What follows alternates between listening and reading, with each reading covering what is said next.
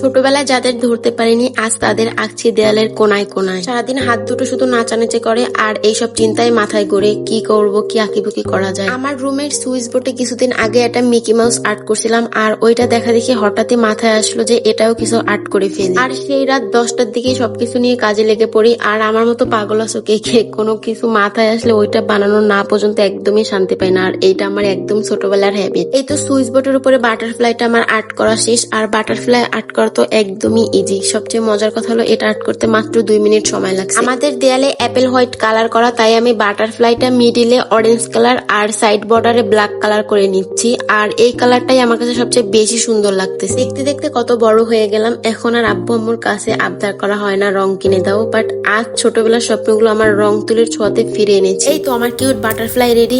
কত সুন্দর লাগতেছে তাই না? আর এখন মনে হয় আমার ছোটবেলার ড্রয়িং শেখা সার্থক। আমি তো এই প্রজাপতির ডানায় ভর করে দেয়ালের মাঝে আমি উড়ে যাই আমার ছোটবেলার সেই দিনগুলোতে। কত সুন্দর ছিল সেই দিনগুলো, যেখানে সারাদিন রং তুলতে ডুবে থাকতাম কাগজে কলমে। দেখা হবে নেক্সট কোনো ভিডিওতে চমলক কোনো আইডিয়া নিয়ে। ততক্ষণ সবাই ভালো থাকবেন আর আমার ভিডিওগুলো বেশি বেশি শেয়ার আর ফলো দিয়ে পাশে থাকবেন। আল্লাহ হাফেজ।